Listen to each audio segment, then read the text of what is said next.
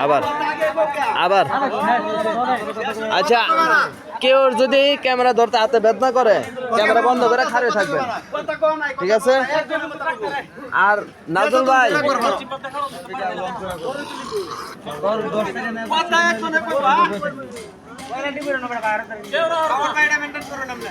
দেখতেছি